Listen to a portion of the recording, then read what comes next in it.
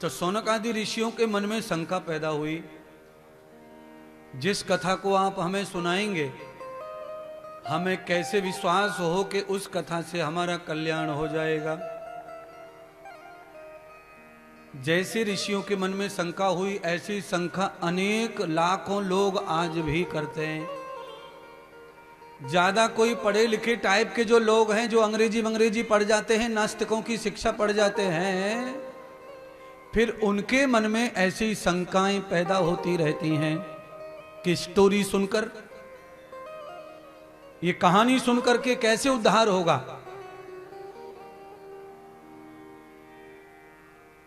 कहानी सुना सुना कर जीजाबाई ने अपने पुत्र को शिवाजी बना दिया, शिव के समान बना दिया। कहानी सुना सुना कर अर्जुन ने अपने पुत्र अभिमन्यु को चक्रव्यूह का युद्ध पेट में ही सिखा दिया। कहानियां सुना सुना कर हमारी नानी दादियों ने अपने नाते पोते देवतों को लुच्चा लफंगा नहीं बनने दिया। अब हमारी दादियां, नानियां, मौसियां, भुआ, चाची, मम्मी कोई कहानी सुनाती नहीं है।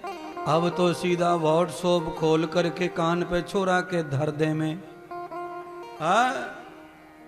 देख लो ये जितने भी बच्ची फैक्ट्री, जितनी भी बच्ची कंपनी आई हैं तुम्हारे साथ में छोटे छोटे, ये सब दीवाने हैं मोबाइल के हैं। इनके हाथ में आप मोबाइल दे दो, इनको न तुम्हारी जरूरत, न मेरी जरूरत, न कथा की जरूरत। अभी अभी सभी लोग, सारे बच्चे अभी की अभी जो है बिजी हो जाएंगे मोबाइल में। यही किसने सिखाया गुरुजी ये मोबाइल? तो कहा मम्मी ने और पापा ने।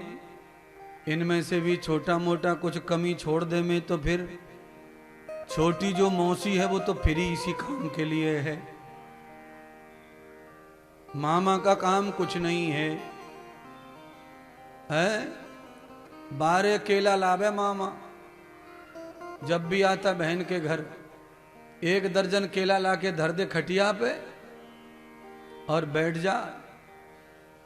बाद में 5 साल का भांजा मामा के पास आता, सीधा जेब में हाथ डाल के 500 के नोटों को हाथ भी नहीं लगाता, सीधा मोबाइल खींचता है।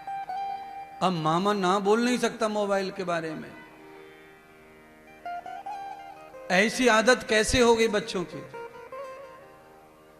वो कहां गए दिन, वो कहां गई कहानी, वो स्टोरियां जो हमारे दादा दादी, नाना नानी सुनाया करते थे।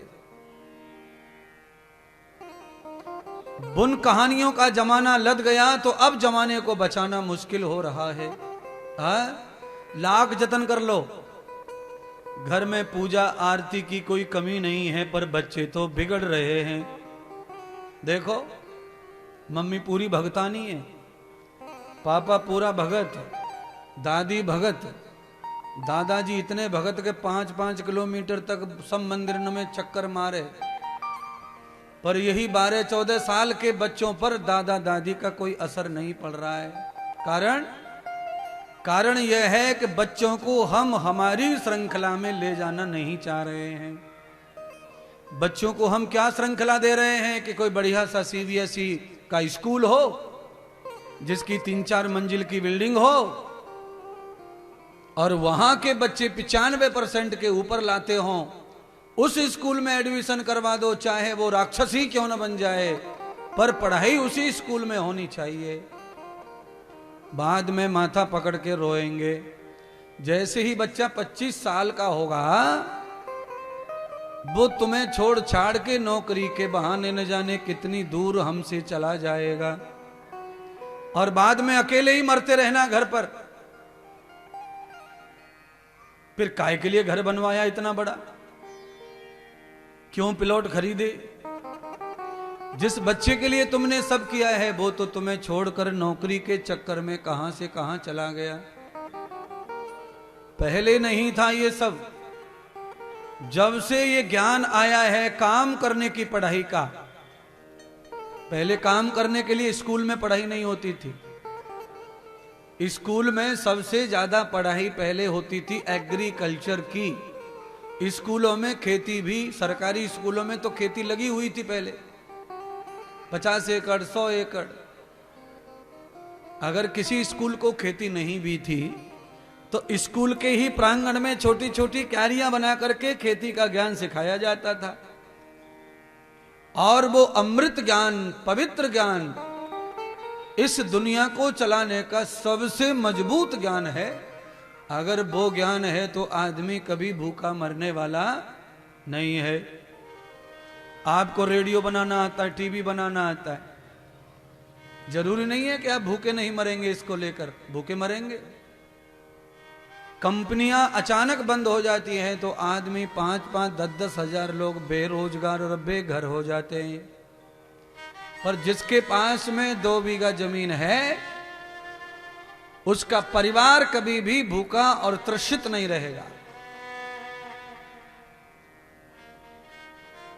जीवन में हमेशा काम करने का ज्ञान शिक्षा का काम ये नहीं है।